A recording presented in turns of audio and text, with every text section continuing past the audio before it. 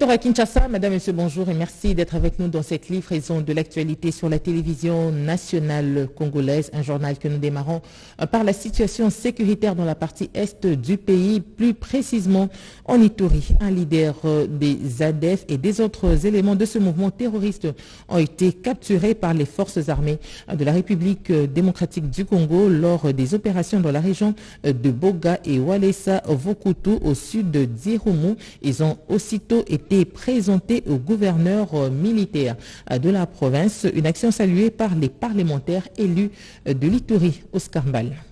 L'action menée par les forces armées est à la hauteur des ententes de la population de l'Ituri. Un leader des ADF capturé avec plusieurs effets militaires à Kandoyi, dont la chefferie de Walesa-Vokutu au sud du Rumu, et deux autres éléments de ces mouvements terroristes appréhendés dans la région de Boga lors des opérations ont été présentés ce mardi au gouverneur militaire de l'Ituri. Ces chefs rebelles et ces éléments opéraient aux abords de la rivière Ituri, a dit le lieutenant Jules Ngongo, porte-parole de FARDC en Ituri. Le pont Ituri, à un certain moment, était devenu le couloir de la mort, où les ADF voulaient prendre cet espace pour mener leurs actions. À chaque fois, ils font leurs incursions. Et lorsque nous poursuivons ces ennemis, on était deux fois surpris qu'ils ont déjà traversé de l'autre côté. Et alors, c'est grâce à ces dinghies qui constituaient en fait l'élément moteur de leurs actions. Au gouverneur militaire de l'Ituri, le lieutenant-général Luboya Kashamadjoni, de profiter de cette occasion pour appeler les groupes armés locaux favorables au processus de paix de respecter leur engagement.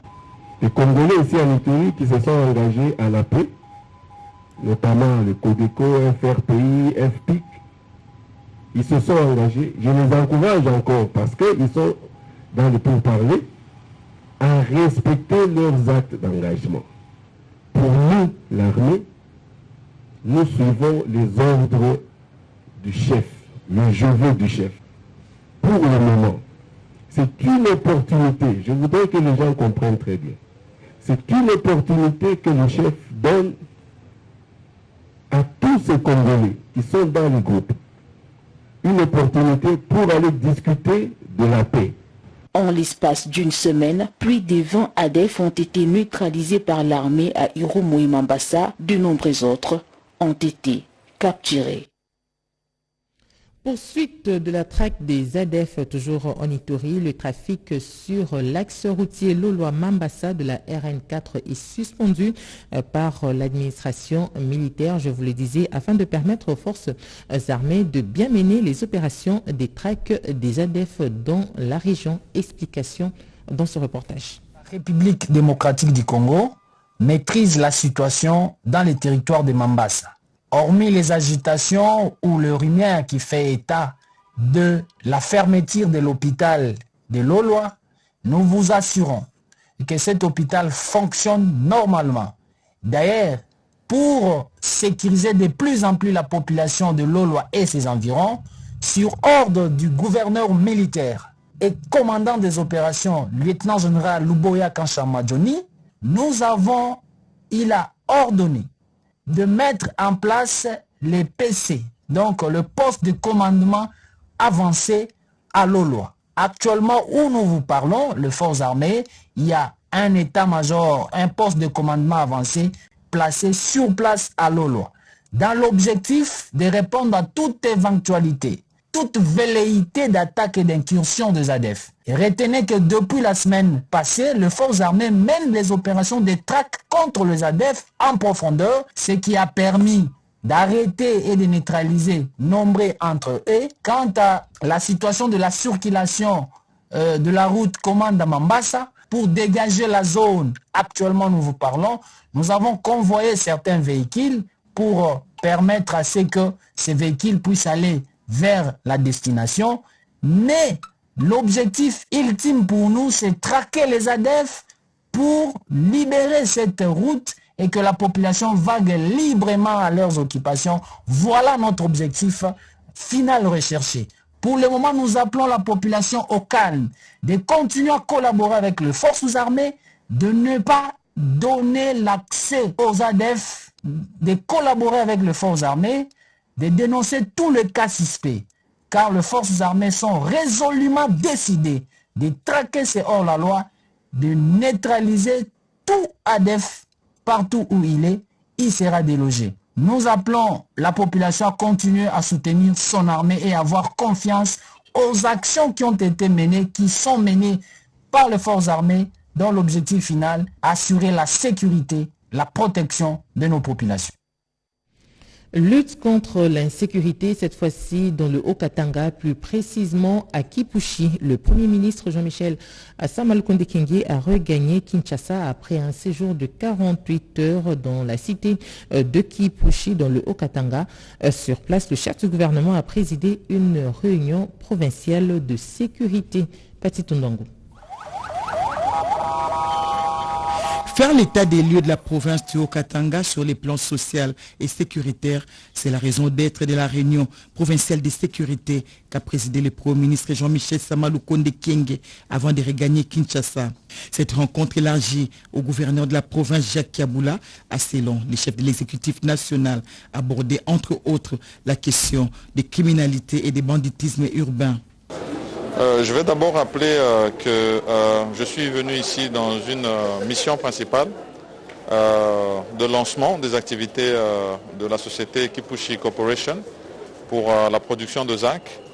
Et cette visite s'inscrit bien sûr dans la droite vision de son Excellence Monsieur le Président de la République en ce qui concerne non seulement la création d'emplois, l'investissement, l'amélioration du climat des affaires et surtout des opportunités économiques pour notre jeunesse, particulièrement celle du territoire de Kipushi où nous sommes ici. Ensuite, la réunion de sécurité de la province, nous avons tenu à la voir symboliquement dans le territoire de Kipushi, dans cette salle mythique du cercle Kamarengue. Ce qui ressort, c'est qu'il y a un travail accru à faire en ce qui concerne la lutte contre la criminalité et le banditisme urbain. Ensuite, d'autres phénomènes comme ceux des Bakata Katanga, sur lesquels aussi les services de sécurité travaillent pour complètement les éradiquer. Les questions d'ordre social, notamment celles liées au panier de la ménagère, n'étaient pas en reste lors de cette rencontre de Kipushi que le chef du gouvernement a qualifié de symbolique. Mais nous avons évoqué aussi d'autres sujets de l'heure. Tous les jours, nous travaillons pour l'amélioration des prix des denrées, bien que le contexte mondial fait qu'il y a beaucoup de pression de ce côté-là. Et nous avons touché un point particulier parce que nous souhaitons avoir une rentrée scolaire apaisée pour voir comment aussi appuyer ce secteur-là. Juste après, le cortège de Jean-Michel Sama-Lukonde Kyenge s'est dirigé vers la route Lukonde. Jean-Michel Sama-Lukonde Kyenge s'est vu dans l'obligation de s'arrêter et d'écouter les desiderata de la population qui réclame l'asphaltage de cette artère pour désenclaver et faciliter la circulation des personnes et de leurs biens. Au croisement des avenues est érigée la stèle en mémoire de Stéphane Lukonde Kyenge, père biologique du Premier ministre, et de Benoît Koni Kiamukende, ces deux notables katangais assassinés en ces lieux. Insécurité toujours dans les États africains. Cette fois-ci, cette question demeure une réelle préoccupation pour les réseaux des parlementaires membres de la Commission Défense et Sécurité.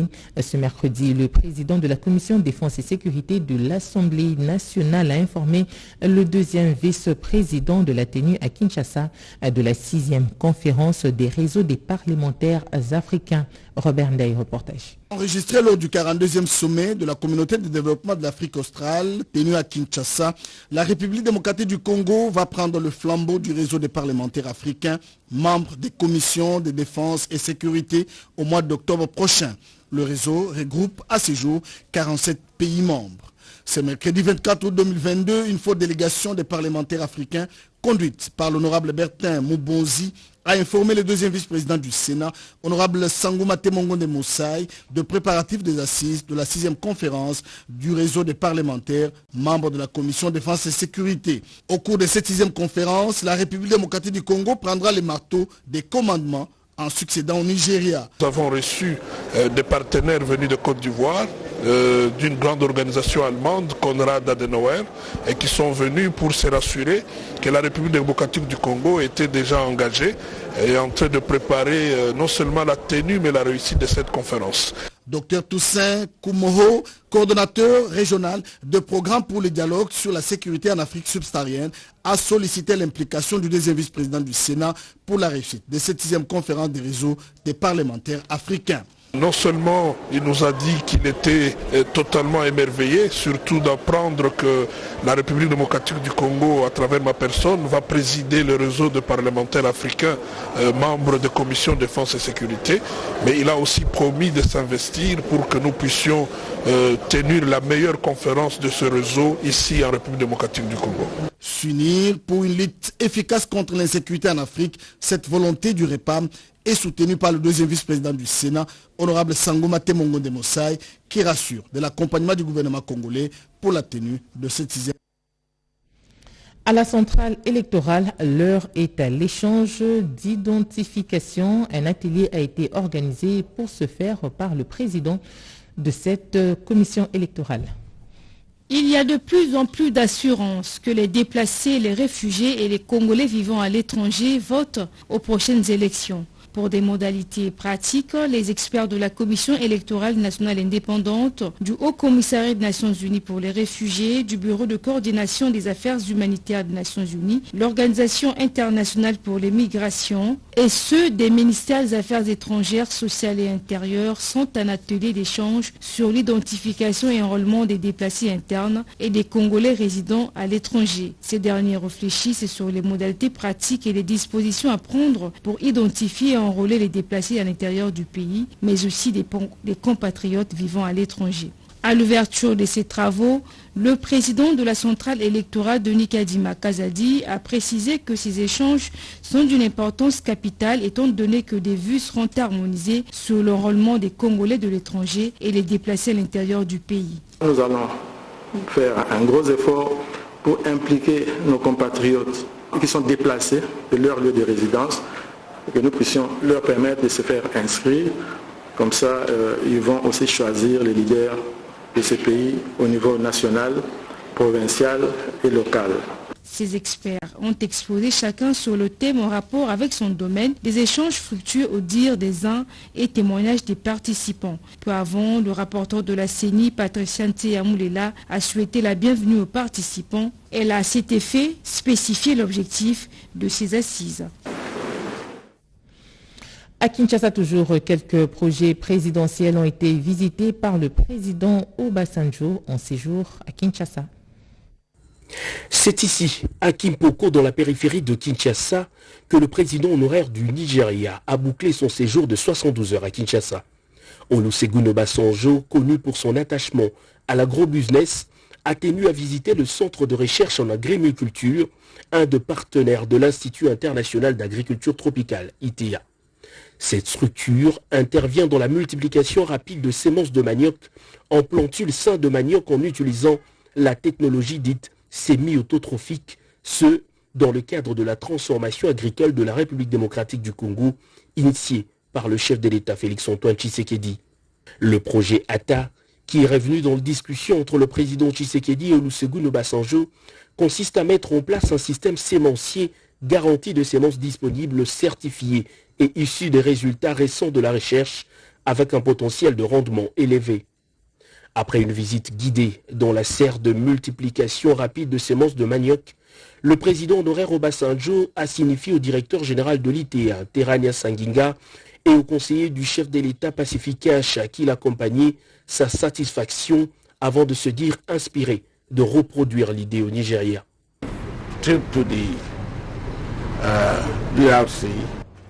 Mon arrivée ici au RDC est d'abord de rencontrer mon frère, le président de la RDC, Félix-Antoine Tshisekedi, afin de le féliciter de vive voix pour son accession à la présidence de la SADC, qui est un mandat important, et je suis convaincu qu'il amènera la communauté à un niveau plus élevé.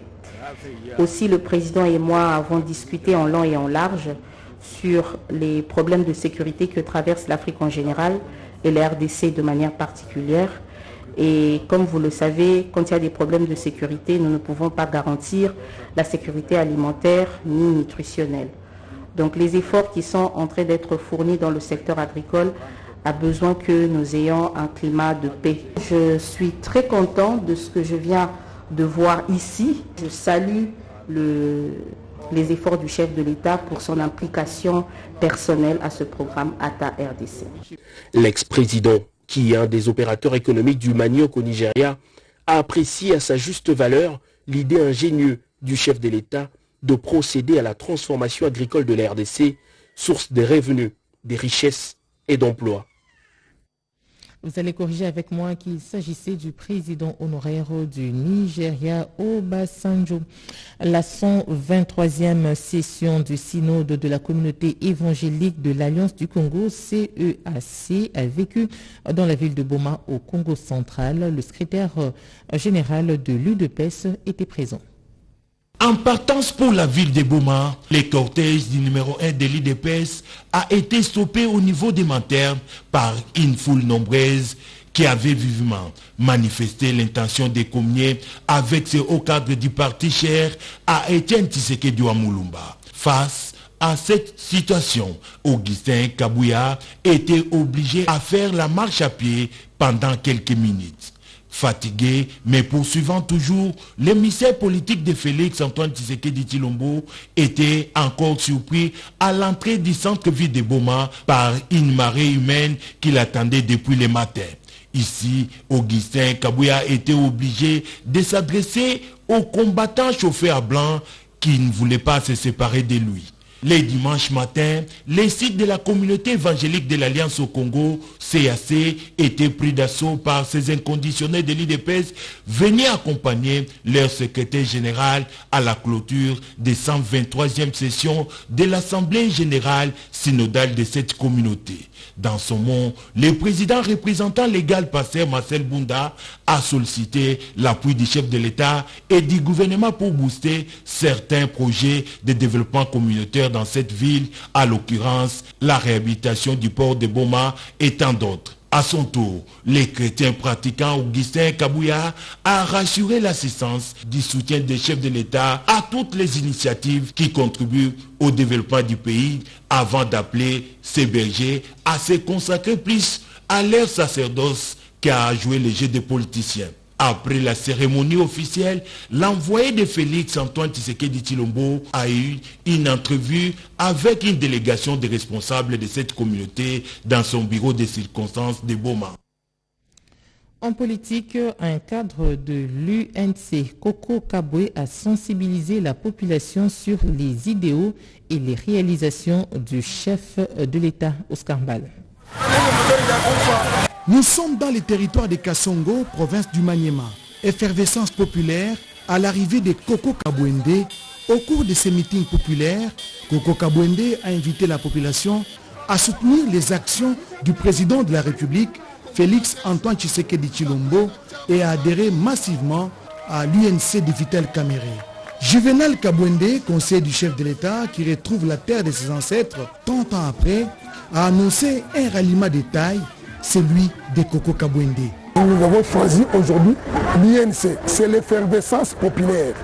Donc il y a une adhésion massive pour l'INC. Nous allons nous joindre à Vital Kamerhe qui incarne le leadership de l'Est. L'INC Kassongo va être avec lui. Koko Kabwende, qui évolue sous le label d'un autre parti politique, a par cette adhésion offert une radio rurale dénommée Watoto Wababa au chef de l'État pour sa prochaine campagne électorale prévue en 2023 avec une couverture dans toute la chefferie de Nonda. Au nom du chef de l'État, de son partenaire Vital Kamerhe, je remercie l'honorable Koko Kabwende pour avoir mis à la disposition de nous, les collaborateurs du chef de l'État, cet instrument important pour la propagande. Nous allons faire rapport à qui des doigts. Merci beaucoup. Ces deux fils du terroir se sont engagés à vulgariser à la base les actions à impact visible du président de la République, Félix Antoine Tshisekedi Tshilombo, ainsi que de l'autorité morale de l'UNC, Vital Kamerhe. Une synergie entre les avocats des barreaux des États de la CEAC, le réseau des unions et associations des jeunes avocats des barreaux de l'Afrique centrale s'emploie à travers la 2e édition des universités des jeunes avocats à relever le défi commun lié à la formation. On en parle avec Cédric Enina. Capitale du jeune avocat de l'Afrique centrale. La deuxième édition des universités du jeune avocat, initiative du réseau des unions et associations des jeunes avocats des barreaux de l'Afrique centrale, se veut ces cadres sous-régional des réflexions sur les difficultés liées au nouveau marché dans la sous-région. Formation continue du jeune avocat, son réseautage constitue ni plus ni moins les défis communs des avocats de l'espace CEEAC. Nous ne pourrons cacher le rêve que le jeune avocat de l'espace CEEAC caresse, celui de rendre effectif et matériel l'intégration sous-régionale qui favorisera la libre circulation au sein de notre sous-région à l'instar de nos homologues de l'espace UEMOA. Nous croyons ce rêve d'avoir dans un avenir proche une réglementation supranationale qui conduira nos barreaux respectifs à sortir du joug des lois nationales.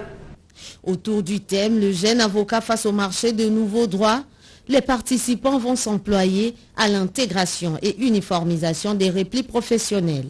Les réseaux des unions et associations des jeunes avocats des barreaux de l'Afrique centrale s'est vu les cercles s'agrandir à 15 États unis pour une vision commune. La formation professionnelle, socle de création d'une classe moyenne, Kinshasa abrite l'atelier d'actualisation de la note de cadrage et de rédaction de la feuille de route pour l'élaboration du répertoire opérationnel des métiers. Cédric Nina.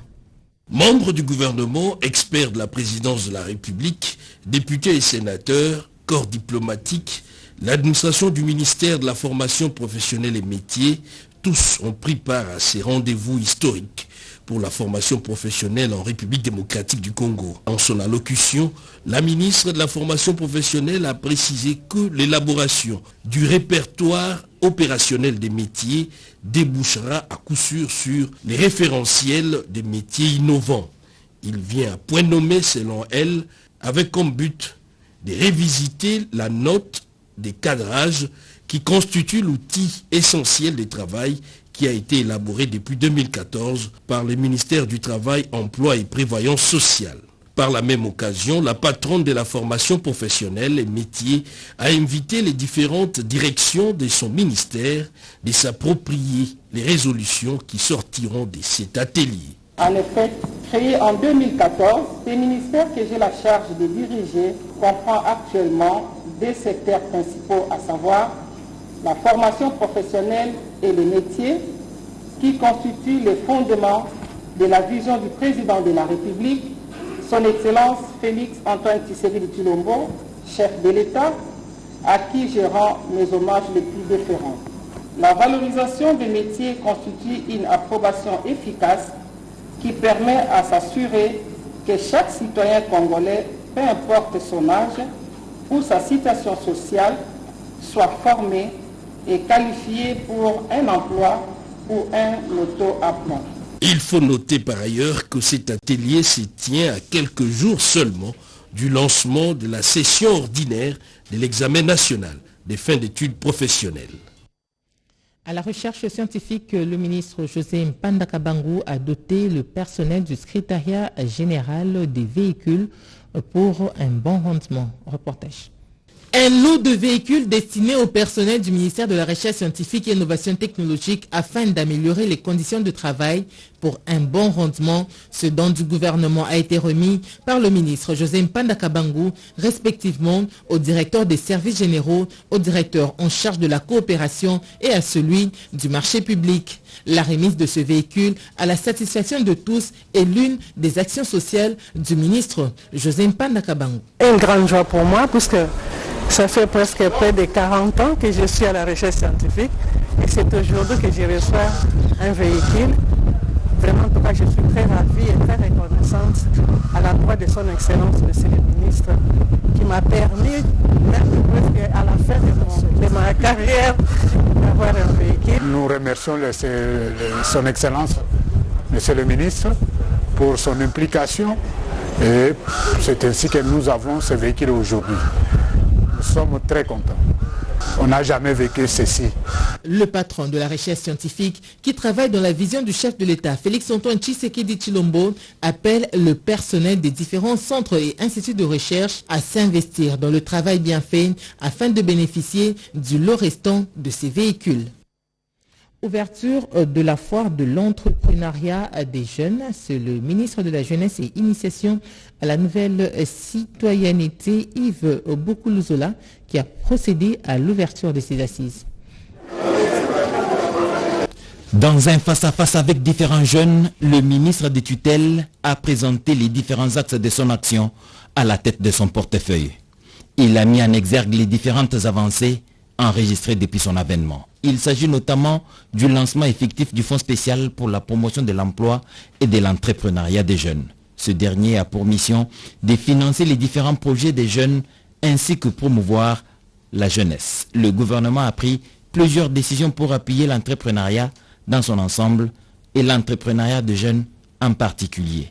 L'adoption par l'exécutif national de la loi sur l'entrepreneuriat et l'artisanat offre de nombreux avantages aux jeunes entrepreneurs. Le gouvernement de la République, après le programme PADEM-PME, a mis sur pied le programme Prodige qui est consacré aux jeunes évoluant uniquement dans les secteurs scolaires et académiques, a dit le ministre de la Jeunesse, Yves Boukoulouzola. Je ne pourrais clore mon propos sans appeler les jeunes à pouvoir utiliser activement les différentes opportunités qui sont offertes. Ces détails ont été présentés aux jeunes pour les inciter à saisir différentes opportunités à l'occasion de l'ouverture de cette foire de l'entrepreneuriat des jeunes. Le ministre de la Jeunesse et Nouvelle Citoyenneté, Yves Boukoulouzola, a bouclé son premier jour des travaux avec la visite des stands des différents jeunes dans l'enceinte de l'INPES. Revue annuelle de performance de la province éducationnelle de Kinshasa-Funa. Les travaux ont été lancés à Kinshasa par le représentant du ministre provincial de l'EPST. Le renforcement des capacités des capitaux humains dans les secteurs éducatifs sera une stratégie propice pour améliorer les systèmes éducatifs congolais, gage du développement durable. Cette question était soulevée au cours de l'atelier organisé par la structure Debout Grand Lac. Les experts éducatifs ont au cours de ces assises de mise à niveau acquis des connaissances sur l'éducation environnementale, la nouvelle technologie de l'information et de la communication, question de promouvoir la qualité de l'enseignement en République démocratique du Congo. Le président de cette structure, Debout Grand Lac, Matendou Saloumou Boniface, a dans son mot, en présence du vice-président de la CESAC, expliqué l'importance de cette formation dans l'éducation des enfants. Nous sommes dans notre deuxième édition pour former les encadreurs. Et y compris, comme on vous a dit, c'est le préfet, les inspecteurs, le conseil pédagogique et le directeur des écoles, le promoteur des écoles, pour à leur tour puissent encadrer les enseignants. Donc c'est cette formation-là à laquelle nous sommes aujourd'hui, pour que les jeunes aient des attitudes pour booster l'agriculture, l'éducation. Nous voulons que la formation soit de qualité. C'est comme ça que nous avons organisé cette activité, pour que les formateurs soient d'abord formés. Quand les formateurs sont formés, ils peuvent former les jeunes de manière efficiente. Ces intervenants du système éducatif qui, dans leur cursus, seront capables de concevoir, d'élaborer et d'expérimenter les différents programmes scolaires et autres auxiliaires pédagogiques. Et puis, Christian Momat, ministre provincial du plan et budget du Haut-Katanga et également notable du territoire de Kongolo dans la province du Tanganyika, a pris part à la célébration du centenaire de la congrégation des Sœurs du Cœur Immaculé de Marie de Kongolo. C'était ce lundi à la paroisse Sainte-Élisabeth de Lubumbashi. C'est une grande célébration marquant le centenaire de la congrégation des Sœurs du Cœur Immaculé de Marie de Kongolo. Cette structure ecclésiastique fut fondée en 1922 par Monseigneur Émile Kalowant et a pour vocation l'évangélisation des populations par la pratique de la charité. Cet événement a été marqué par la consécration de 8 novices dans l'œuvre du Seigneur Jésus-Christ au sein de la SIMCO, qui a été saluée par le père Eric Ngoy, curé de la paroisse Sainte-Élisabeth. La célébration de ce centenaire est l'occasion pour vous de revenir sur les humbles débuts de cet institut religieux, dont l'obligation cardinale est de répondre aux personnes nécessiteuses et opprimées. Parmi l'assistance, Christian Momat, ministre provincial du budget et plomb du Haut-Katanga et également notable du territoire de Congolo, était très enchanté du centenaire de la SIMCO. C'est vraiment une très grande joie pour moi que de prendre part à cette fête de centenaire. Ma famille trouve ses origines dans le diocèse de Congolo. Une joie immense a caractérisé les chrétiens catholiques venus célébrer ce centenaire. Vous le savez, le président de la République, Félix-Antoine Tshisekedi Tshilombo, a inauguré le mardi 23 dernier l'usine de traitement d'eau potable de Lemba Imbu. Et le ministre des Ressources hydrauliques et électricité, Olivier Mwenze Mukaleng, invite la population à respecter ce bien pour ne pas réduire au néant les efforts du chef de l'État. 35 000 mètres cubes d'eau potable par jour pour desservir les populations de Kin-Est. La première phase de l'usine de Lemba Imbu a été inaugurée par le chef de l'État, Félix-Antoine Tshisekedi Tshilombo. Les travaux de remise en service de cette usine ont été suivis de près par le ministre en charge des ressources hydrauliques et électricité qui travaille dans la vision du chef de l'État. Ce haut cadre de l'Union sacrée, Olivier Mwenze Mukaleng, a dans son intervention relevé les efforts déployés par le chef de l'État, Félix-Antoine Tshisekedi Tshilombo, pour réaliser ses promesses dans le secteur vital de l'eau. Le ministre Olivier Mwenze est revenu sur les différentes étapes exécutées par la firme sud-coréenne Hyundai pour la réalisation de ce premier module. Les travaux du premier module de cette nouvelle usine ont considéré notamment en la construction d'un ouvrage de génie civil de captage d'eau brute, la construction également d'un réservoir semi-enterré et la fourniture ainsi que la pose d'un linéaire total de canalisation. La maintenance de cet ouvrage s'impose. Olivier Mwenze Mukaleng invite la population à protéger cet ouvrage. Tout en nous réjouissant de la réalisation de cet ouvrage, il est de notre responsabilité d'exhorter la population à le protéger, à protéger les berges et les points de captage et surtout à éviter d'y jeter des déchets pour ne pas réduire à néant l'accomplissement des efforts inlassables du chef de l'État et de son gouvernement à améliorer la desserte en eau potable en faveur de nos communautés. À noter que les préparatifs sont en cours pour poursuivre l'exécution des autres modules. Les amis de Olivier Mwenze et les membres du parti politique Avenir du Congo étaient présents pour soutenir l'un de leurs. Et puis ce communiqué officiel avant de nous séparer, la Direction générale de la dette publique porte à la connaissance des candidats ayant déposé un dossier dans le cadre du processus de constitution de sa réserve de recrutement qu'ils doivent consulter le site www.dgdp-rdc.org, en particulier les listes de candidats retenus pour participer aux tests de sélection qui se tiendront dimanche 28 août 2022. Chaque candidat sera informé par email via un code QR destiné à lui permettre d'accéder au site d'organisation des tests qui lui sera communiqué. Tout candidat retenu qui n'aura pas reçu son code QR au 22 août 2022 devra réclamer au plus tard le 24 août 2022 à l'adresse suivante dgdp@abnrecrutement.com. C'est un communiqué signé Laurent Batoumona.